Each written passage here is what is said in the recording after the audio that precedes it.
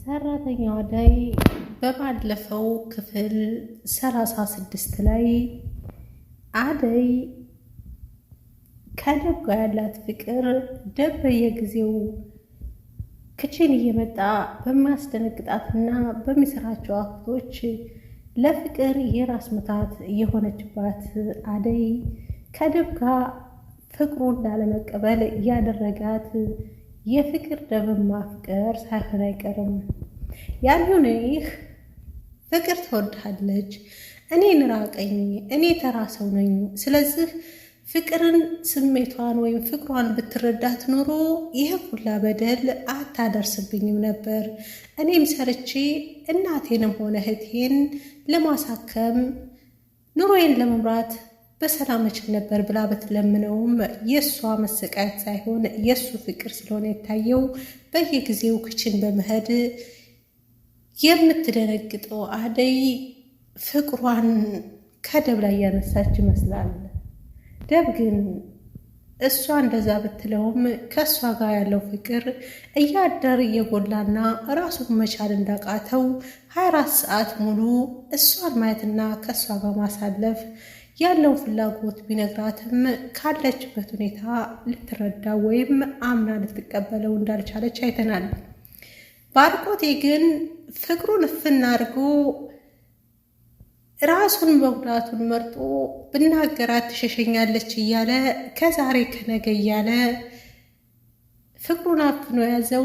ከዕለታት አንድ ቀን አፈቅርሻለሁ ብሎ ስለተናገረ ትዕግስቷን ስላፈታተናት ፍቅሩን ወደ እሷ ሳታደርግ አልቀረችም።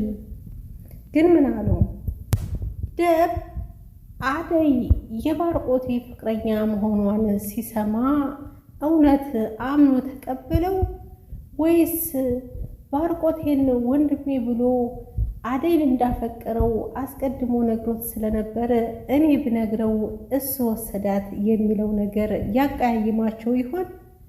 ደብስ ተመልሶ ፍቅሯን ተቀብሏት አብሮ ይሆን ይሆን? ሊዲያስ ከኤላ ቤት መሄዷን አቁማለች? ለሚስ የሊዲያ ኤላ ቤት መመላለስ ምን ብላ ይሆን? በዛሬው ክፍል 38 የምናየው ይሆናል። ሁላችሁም እስከ መጨረሻው አብራችሁ ይቆዩ። አሰላሙ አለይኩም ወራህመቱላሂ ወበረካቱ። ውድና የተከበራችሁ ቤተሰቦቼ ሰላም እንደምናላችሁ፣ በያላችሁበት የዓለም ዳርቻ ሰላም፣ ፍቅር፣ አንድነት አይለያችሁ። ዛሬ ደግሞ ክፍል 38ን አደይ የቤት ሰራተኛ የሚለውን ይዤላችሁ ቀርቤያለሁ ማለት ነው። እስከ መጨረሻው ተከታተሉት። ቪዲዮውን ከወደዳችሁት ላይክ፣ ሼር፣ ሰብስክራይብ ያደረጋችሁ ተደራሽ ተባርኩ። ዛሬ እንግዲህ በክፍል 38 እንደምናየው ደብና ባርኮቴ እልም ያለ ጠብ ፈጥረዋል። በዛ መካከል አደይም ደብን ከላዝ በቃኝ፣ ከዚህም በኋላ ተጨቁኖ መኖር፣ በየጊዜው መሰቃየት በቃኝ፣ ተውኝ በቃ እያለች ምሬቷን መግለጿን አላቆመችም። ሊዲያ አሁንም እልከኝነቷ አልለቀቀምና ለሚጋት ግርግሯን አላቆመችም። የሰው ፈላጊ የራሱን ያጣል፣ አሳጎርጓሪ ዘንዶ ያወጣል። የሰው ፈላጊ የራሱን ያጣል ነውና ነገሩ። እንደለመደችው ዝም ብላ እየሄደች ዘና ፈታ እያለች አልመጣ ብላ ለሚጋትን ክርክሯ ግን ከኤላ ቤት ድራሿን ሳያጠፋት አይቀርም። ደብም እንደ ባርቆቴ ጋር ያለው አደይን ፍለጋ እንጂ እዛ ቤት መኖሩን ተመችቶት ደልቶት አይመስልምና እስከ ዛሬ ድረስ ሲነግረው የነበረው ከአደይ ጋር ፍቅር እንዳለበት ሁሉ ለካ ባርቆቴን ስለሚያፈቅራት እየሰማ በሱ ላይ እየቀለደበት ነው የመሰለው እንጂ እውነተኛ ባርቆቴም እንደሱ የሚያፈቅራት አልመሰለውም እና እልም ማለጠፍ ውስጥ ገብተዋል። በዛ መካከል ግን አደይ ወደ ማንኞቹ እንደምትሆን ግራ ገብቷት ዝብርቅርቅ ያለ ስሜት ተሰምቷታል። ደብም ከዛ ከቤት መውጣቱንና መሄዱን ሳይመርጥ አልቀረም። ሊዲያ ተከትላ ለመሄድ ፍቃደኛ ስላልሆነች የት ነው ጥላኝ የምትሄደው እያለች ትንክርኪሯን ይዛለች። እሱ ደግሞ የሚፈልገውን ካጣ እዛ ቤት ምን እሰራለሁ ያለ ይመስላል። ግን ምን ሆኖ የጉር ቤት አያልቅም ነውና ነገሩ። የባርቆቴ ፍቅረኛ ከብዙ ቀናት በኋላ እየሄዱ የሚዝናኑበትን ቦታ ምንጊዜም በየሳምንቱ እየመጣች ብትፈልገውም ብቻዋን ቁጭ ብላ ከመመለስ በቀር ባርቆቴን እዛ ምንጊዜም የሚገናኙበት ቦታ ልታገኘው አለመቻሏ ባለፈው ጊዜ አደይን እዛው በፊት ለካ መጀመሪያ ፍቅረኛው ጋር ይዟት የሚሄድበት ቦታ ነበር ይዟት ሄደውና አደይን አፈቅርሻለሁ ብሎ ከነገራት በኋላ አደይን በድንጋጤ መልሷን ከመለሰችለት በኋላ ከዛ ከቦታ ላፍ ብላ ወደ ቤት ማቅናቷን አይተናልና ባርቆቴ እዛው እንደተቀመጠ ሳይነሳ የመጀመሪያ ፍቅረኛው ትመጣለች። እዛ ቦታ ላይ እንዴት እንዳገኘችው እየተገረመች እሱም በድንጋጤ እንዴት መጣሽ ብሎ ሰላምታ ቀረበላትና ከተሳሳሙ በኋላ እዛ ቦታ ለምን እንደመጣች ወይስ መቼ ተመልሳ እንደመጣች ጥያቄ ሲያቀርብላት በየሳምንቱ ወይም በሳምንት 2 ጊዜ እዚህ ቦታ እመጣለሁ፣ ነገር ግን እዛው ነው ያለሁት ብላ ስትለው ቁጭ ብሎ የነበረውን ብድግ ብሎ ሊሄድ ሲል ቆይ እንጂ የት ነው የምትሄደው ብላ ስትለው መመለስሽን እያወቅሽ እዚህ አለመኖርሽና ተመልሰሽ እዛው ሂደሽ እንደምትኖር እያወቅሽ ለምን የሚለውን ጥያቄ ሲሰነዝርላት መጀመሪያ ላስረዳህ፣ ከተረዳኸኝ በኋላ ጥያቄህን ጠይቅ ስትለው ሊሄድ የነበረውን ተመልሶ ቁጭ አለ። ከዛም በኋላ ቁጭ አለና እና ምን ልትፈልገሽ ነው? ያን ጊዜ ረሳሽው? ፍቅርሽንና ፍቅሬን ረግጠሽ ያ ልጅ ጋር ተከትለሽ ስትሄጂ ባይኔ በብረቱ አይችሻለሁ ብሎ ፍጥጥ ሲልባት ያን ጊዜ እኮ አለችና አብሮኝ የነበረው ልጅ ያክስቴ ልጅ እንጂ ፍቅረኛ አይደለም።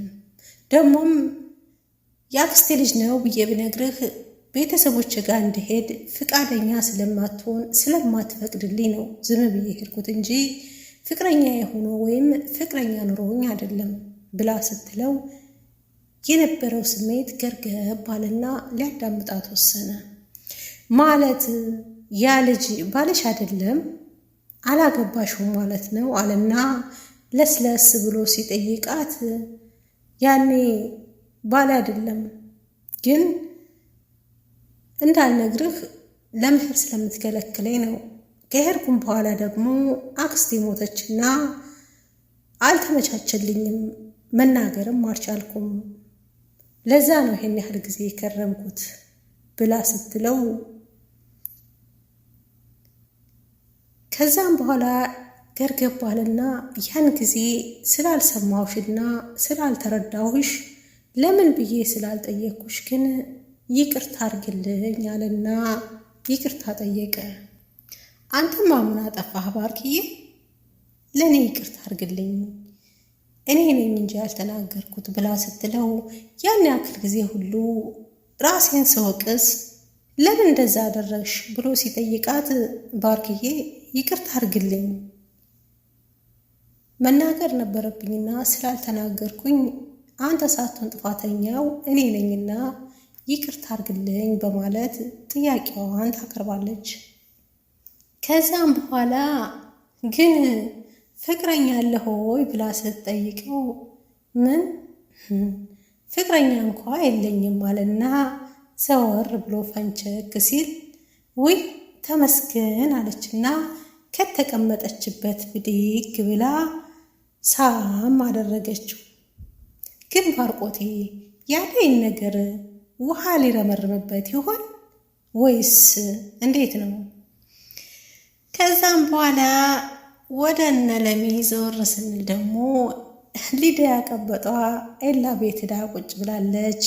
ለሚ ደግሞ ንብረቴ ፍቅሬ ባል የምትለው ኤላ ላይ ገደፍ ብላ ገደም እንዳለች ሊዲያ ቀበጧ ለሚ እስኪ ውሃ አምጪልኝ ተነሽ ብላ ስትጠይቃት ኤላ ፈንቸክ ካለና ቆይን ያመጣላታለሁ ብሎ ሲናገር ሁለቱንም ላለማያያዝ ብሎ ነበር የተናገረው። ግን ሊዲያ ሰው ቤት ሄደው ይፈራሰሳሉ የተባለው ነገር አንተ ለምን ታመጣለህ? እሷ ናት የምታመጣልኝ ብላ ስትለው እንዴት እንደተመለከታት እንደኔ ያየው ሰው አለን? ከዛም በኋላ ለሚቀሽቷ ኤላዬ አንተ ቁጭ በል እኔ አመጣላታለሁ አለችና ልታመጣው አሁን ብድግ ብላ ሄደች። ከዛም በኋላ ሊዲያ ብድግ አለችና ለሚ ቦታ ሄዳ ቁጭ ብላ ኤላዬ ይች ለሚ ከመጣች በኋላ እኔ እናንተ ጥሩ ጊዜ እንዳናሳልፍ መቅስ ሆነችብና ብላ ስትለው ለሚ ናት እንደና አንቺን ጥሩ ጊዜ እንዳናሳልፍ የከለከለችን ብሎ በትንግርት ይጠይቃታል። መለስ ሳልና ግን ባይሆን አንቺ ነሽ እኔና ለሊ ጥሩ ጊዜ እንዳናሳልፍ እንቅፋት ወይም መቀስ እየሆንሽብን ያለሽ ብሎ ሲላት እኔ አለች። ለሚ ግን በጠኋራ አንጀቷ ውሃዋን ልታመጣ ሄደችና ውሃዋን ካመጣች በኋላ ግን ይችን ልጅ ከዛ ከቤት ለማባረር ግራ ተጋብቷት ነበርና ውሃውን አምጪልኝ ስላለቻት እሱን ነገር ተደግፋ ቻንስ አገኘሁ ብላ ውሃው ውስጥ ለሷ የማይመጥን ነገር ጨመረችበት። ጨውን በለው ስኳር። ከዛም በኋላ ካዋሃደች በኋላ እዚህ ቤት እንዳትመጪ ነው ማደርግሽ አለችና ያንን ውሃ የጨው ቅይጥ ብንለው አይሻልም ወስዳ ትሰጣት ነው። ሄደት ስትል ጎኑ ቁጭ ብላ አገኘቻትና ፈገግ ባለ አንደበት ብርጭቆው ላይ ረዘም አለ ጣውላ ፊት ለፊት ላይ ብርጭቆውን ራቅ አርጋ አስቀመጠችው። ምክንያቱም እሷ ስትነሳ እሷ ልትቀመጥ ስለፈለገች ይመስለኛል። ከዛም በኋላ ውሃውን ምድግ አረገችና ለሚ ምንድነው ያመጣሽልኝ ውሃ ያልታጠበ ብርጭቆ ነው እንዴ ስትላት አረ የታጠበ ብርጭቆ ነው ጠጪ ብላ ቀብረር አለችባት።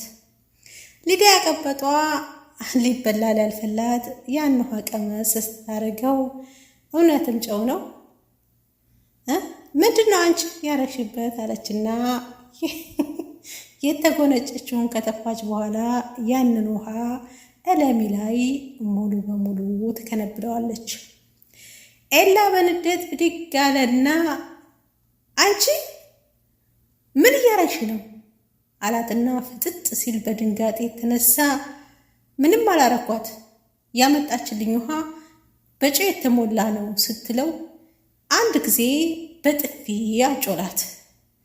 ከዛም በኋላ ከቤቴ ውጭልኝ ከዚህም በኋላ እዚህ ቤት እንዳላይሽ ብሎ ሲላት ጥፊዋንም ቀምሳ እወጣልሃለሁ ግን አለችና ስትፎክር ወደ ለሚ ሂጂና እዛው ቀበሽበት ፍቅር ላይ ቅበጪ ከዚህ በኋላ ከቆየሽ ሌላ ችግር ይፈጠራል አላት።